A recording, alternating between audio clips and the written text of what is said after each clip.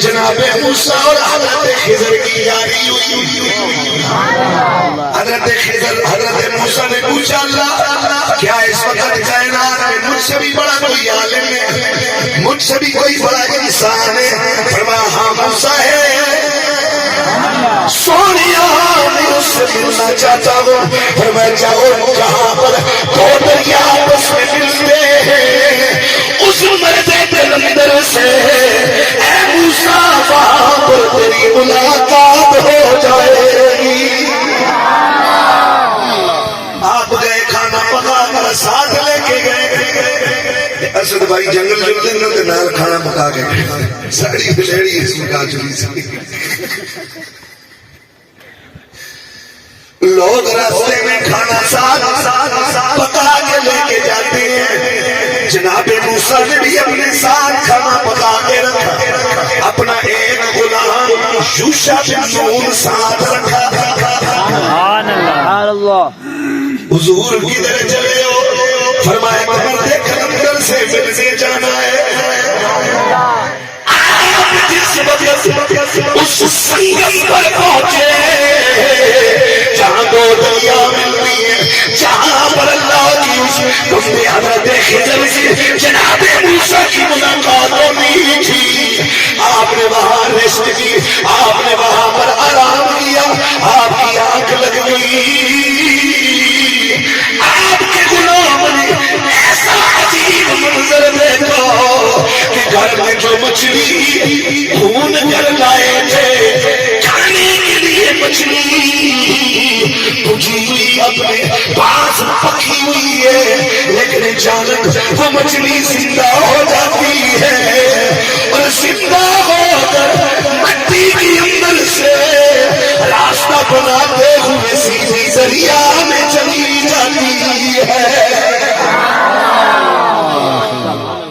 جناب موسیٰ کی آنکھ کھلی, آپ بیدار ہوئے.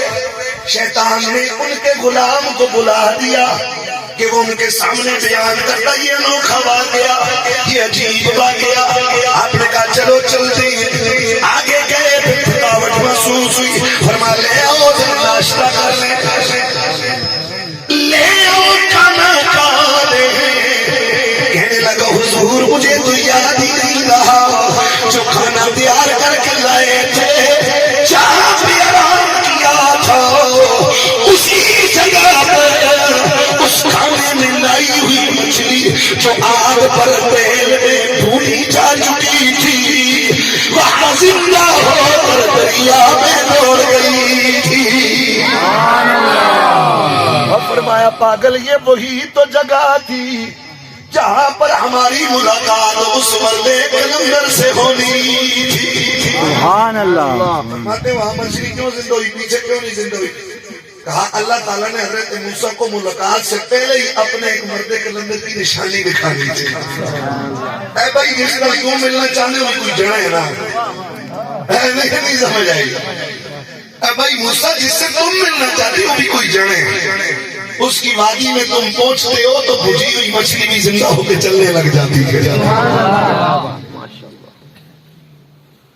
المختصر حضرت خضر سے ملاقات ہوئی. 16ویں پارے میں سارا لمبا واقعہ علماء نے بیان کیا ہوگا.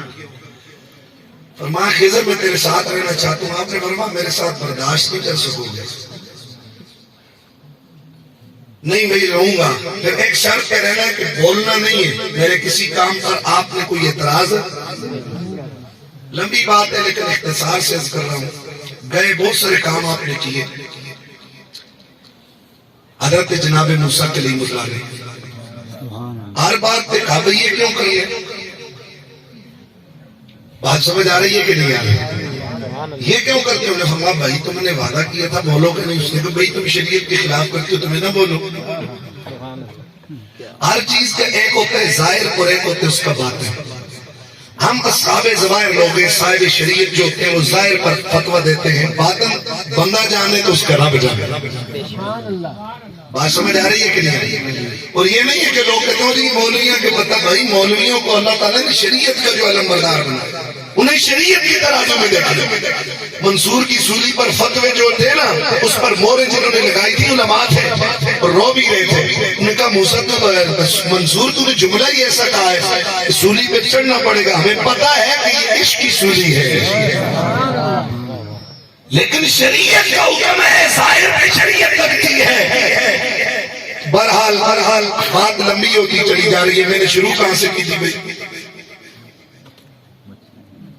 اوہے تے ہون پہنچے وہ بھی بھائی ہوتے ٹھیک ہے. شروع تو میں اس کے واقعے کی طرف آیا کہ قرآن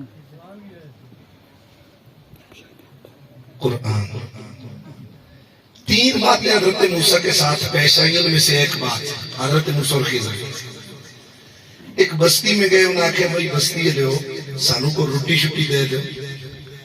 انہوں نے کہا بھائی چلو اگلے لاؤ کو روٹی شٹی. قرآن کہتے فَأَبَوْا أَن يُضَيِّفُوهُمَا, یہ ابا یا با اس کا معنی انکار کرنا. جس طرح کے شیطان کے بارے میں آتے ابا واستکبر, اس نے انکار کیا تکبر کیا. وکانا اور ہو گیا من الکافرین کافروں میں. ابا یا با کا معنی انکار کرنا. بستی والوں کے پاس گئے, انہوں نے کہا کھانا دے دو, مسافر ہیں راہ چلتے. انہوں نے کہا بھائی کوئی کھانا نہیں, جاؤ. قرآن کہتے فَأَبَوْا أَن يُضَيِّفُوهُمَا, انہوں نے انکار کر دیا کہ وہ ان کی مہمان نوازی کریں. آپ نے ادھر سے واپس آئے, کھانا تو نہ دیا, انہیں بس اس گاؤں کے ساتھ ہی ایک دیوار گری تھی. کہاں موسیٰ ہو دیوار بناتے. انہوں نے کہا یہ لوگ کھانا نہیں دے رہے تو ان کی دیواریں بنا رہے. انہوں نے کہا بات کیا ہوئی تھی کہ بولنا نہیں ہے. بہرحال یہ بات اندر, یہ تو پھر کبھی آپ سنیں گے اور بیان کریں گے علماء, اور کبھی میں بھی کروں گا. ادھر چلا گیا تو پھر موضوع رہ جائے گا. فَأَبَوْا کا معنی انہوں نے انکار کیا. یہ بستی آج بھی موجود ہے اور اس بستی کے لوگ بھی موجود ہیں. غالباً ابن طولون یہ اس طرح کا نام آتا ہے, وہاں کا سربراہ تھا, سردار تھا, کہ جس بستی والوں نے ان کی مہمان نوازی سے انکار کیا تھا.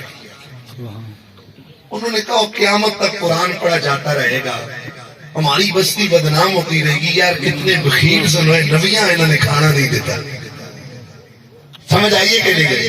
آج بھی قرآن پڑھا گیا, آپ نے اندر پڑھا تو ان کا وہ واقعہ یہاں بیان ہو گیا. پہاڑ کی اس چوٹی میں صدیاں بیت گئی. فَأَبَوْا أَن يُضَيِّفُوهُمَا, انہوں نے انکار کر دیا کہ ان دونوں کی مہمان نوازی کرے, خضر اور موسیٰ کی. تو جب انہیں پتا چلا یہ قرآن میں تو اب آگے ہے حضور کے زمانے میں, پھر حضور کے پاس آئے, کہا جو مرضی یہ لے لو. یہ جو فَأَبَوْا کا نیچے یہ جو نقطہ ہے نا, اس نقطے کو اٹھا کے اوپر کر کے ایک نقطہ اور لگا دو تاکہ ہو جائے فَأَبَوْا أَن يُضَيِّفُوهُمَا. وہ بستی والے دوڑے چلے آئے ان کی مہمان نوازی کے لیے.